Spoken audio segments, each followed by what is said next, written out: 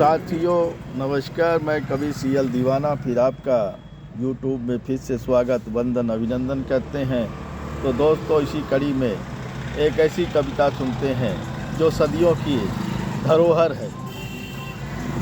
हमारे शोमैन राज कपूर जी रीवा से बेहद प्यार करते थे और रीवा में उन्होंने स्वयंवर भी रचाया। ये बहुत बड़ी खुशी की बात है कि जो आज विख्यात film star, director, film maker होकर भी उन्होंने रीवा का दिल में रखा, अपना एक दिल में जगह बना के रखी थी रीवा के लिए। फिर उन्होंने एक याददाश्त छोड़ गई हैं। उस याददाश्त को मैं ताज़ा करते हुए आज फिर परम श्रद्धेय राज कपूर जी को श्रद्धांजलि के रूप में मैं उन्हें एक कविता समर्पित कर रहा हूँ। तो आइए सुनते हैं वो कविता जो हमने शो मेकर राज कपूर जी के लिए लिखी है। आइए सुनते हैं। कविता का शीर्षक है सारा रीवा इनके स्वागत में था। राज कपूर जी की जन्म शताब्दी क्या आई, राज कपूर जी की जन्म शताब्दी क्या आई, रीवा का नाम सुर्खियों में आ जाता है। राज कपूर जी की जन्म शताब्दी क्या आई, रीवा का नाम सुर्खियों में आ जाता है।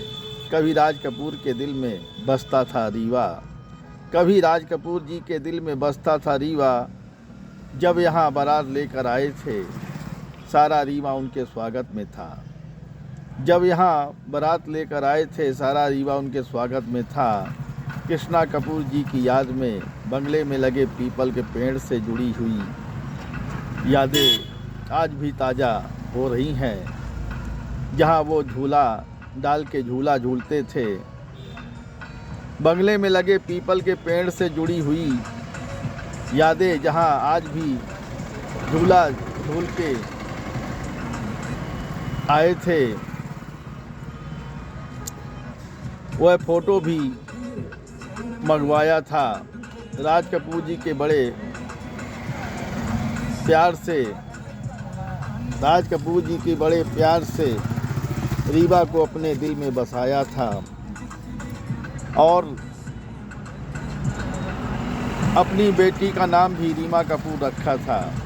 राज कपूर जी को रीवा से बेहद प्यार था। अपनी बेटी का नाम भी रीमा कपूर रखा था। कहता है कवि सीएल दीवाना, राज कपूर जी के परिवार का लगाव आज भी रीवा से जुड़ा हुआ है। कहता है कवि सीएल दीवाना, राज कपूर जी के परिवार से, राज कपूर जी के परिवार का लगाव आज भी रीवा से जुड़ा हुआ है, आज भी रीवा से जुड़ा हुआ है, आज भी रीवा से जुड़ा हुआ है। आइए साथियों, इसी खुशी में एक और कविता सुनते हैं। तो आइए सुनते हैं, जिसका शीर्षक है गुलाबों की महक भी। क्या होगा मेरे भाइयों जहाँ ऐसा भी होता है, क्या होगा मेरे भाइयों जहाँ ऐसा भी होता है। कुल्हड़ की चुस्कियाँ लौंग अदरक वाली चाय, कुल्हड़ की चुस्कियाँ लौंग अदरक वाली चाय आज किसको नहीं पसंद है। क्या होगा मेरे भाइयों जहाँ ऐसा भी होता है, कुल्हड़ की चुस्कियाँ लौंग अदरक वाली चाय आज किसको नहीं पसंद है। फिर चाय में चॉकलेट गुलाबों की महक भी किसको प्यारी नहीं होती है। फिर चाय में चॉकलेट गुलाबों की महक भी किसको प्यारी नहीं होती है। सर्दी में गर्मा गर्म चाय की, सर्दी में गर्मा गर्म चाय की चाहत किसको पसंद नहीं है। सर्दी में गर्मा गर्म चाय की चाहत किसको नहीं पसंद है।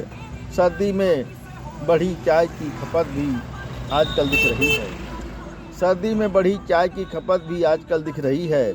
सर्दी का मौसम शुरू होते ही चाय प्रेमियों में इजाफा होता है, सर्दी का मौसम शुरू होते ही चाय प्रेमियों में इजाफा होता है। सुबह की सुस्ती दूर करता है, शाम की थकान भी दूर करता है। सुबह की सुस्ती दूर करता है, शाम की थकान भी दूर करता है, शाम की थकान भी दूर करता है। शहर गांव में चाय की शहर गांव में चाय की एक दीवानगी बढ़ गई है। शहर गांव में चाय की एक दीवानगी बढ़ गई है। सर्दी बढ़ते ही चाय की दुकानों में भीड़ दर भीड़ बढ़ जाती है।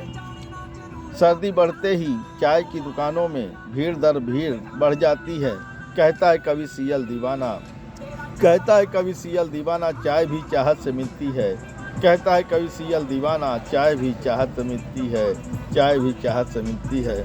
साथियों, ये मुक्तक और कविताएं आपको कैसी लगी? शेयर, लाइक, सब्सक्राइब जरूर करें। कमेंट दिल से कह दो दोस्तों, उठाइए कलम, लिखिए, कमेंट करिए, सवाल पाइए जवाब। अगली कड़ी में फिर मिलते हैं जनाब।